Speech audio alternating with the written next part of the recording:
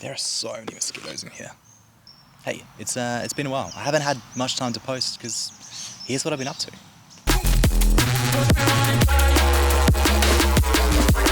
Lately I've been playing around with this anamorphic lens for some photography. I got it to do video work with. I've always lent more towards spherical.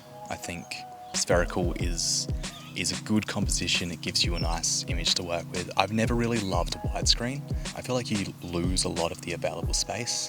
I just feel like if you can, like 16:9, it's the default, but it's the default for a reason. It's what everyone's TVs are set to. If you can fill that entire space, that feels more important to me than having a cinematic aspect ratio. Between shooting the start of that video and now, I got a haircut. This is me. This is my new hair. Yeah, let's have a look at some of the photos. First up, what was I doing to get it to look natural instead of squeezed? So you're gonna do a de-squeeze thing. In Capture One, that's pretty simple. It is a matter of going to Keystone, going to our aspect, and because this is a 1.6 times squeeze, we're going to change the aspect to 60. And then now that's de-squeezed our image, but we want to change the crop back to normal. I'm gonna go unconstrained and then just drag it out to there. And then that's gonna give us the correct ratio for this image. Lumix cameras are really good at de-squeezing video, but they don't have that option engaged for photo modes. So to actually be taking the photos with that anamorphic squeeze, it's a really strange image to compose. Trying to guess how it's going to squeeze out later. And it's been a lot of fun for street shots, more cinematic stuff.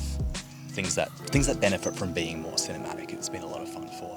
Whereas nature shots, sort of close-ups, nature stuff, I'm finding I'm not as keen on, because as soon as I shoot it on the camera, there's no sort of frame of reference for what it should look like. So what I see on the camera, kind of what I want, and then to de-squeeze it afterwards just feels like I'm warping the image instead of returning it to its normal state. It's not a format that tends to have a lot of uses. We want to be able to print stuff, we want to be able to put stuff on walls. Anamorphic is a tough aspect ratio, usually. This is a 1.6 squeeze, and what that means is just like how much it squeezes the image and how much you then have to de-squeeze it afterwards.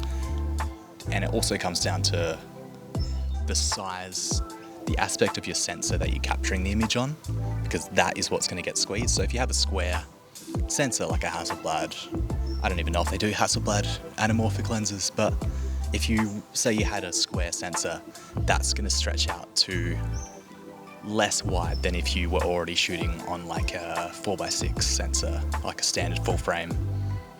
It's an interesting thing, it's strange. And then in cinema as well, people are using 16:9, like a Super 35, then that's gonna squeeze out to further because it started longer to begin with. Just don't know if it's gonna replace spherical for me just yet.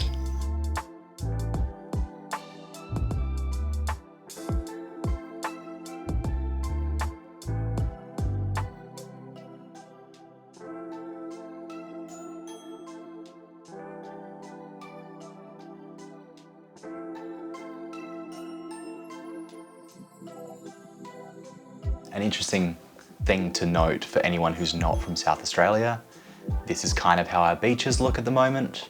Usually we have probably the best beaches in the world, I would say, but at the moment the algae is kind of messing that up. It's killing a lot of fish. It's not good. It's deoxygenating the water, which is leading to fish actually drowning in the water because they can't.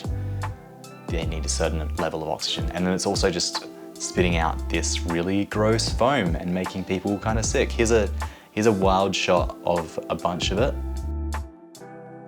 Just super gross.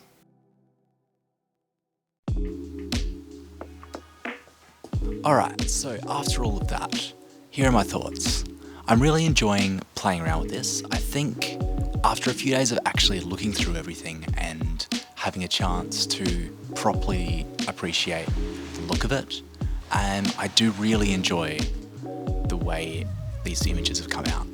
And I think that's a lot of fun. there's definitely scenarios, like I was saying with the nature stuff, where I don't necessarily want to be using it, or I'm going to be cropping in and not using the final crop anyway, but I just think it renders the image really nicely. If you want to see me do more stuff like this, let me know. I'm going to be playing around with more of this stuff soon. So yeah, thanks for checking this out. I'll see you next time.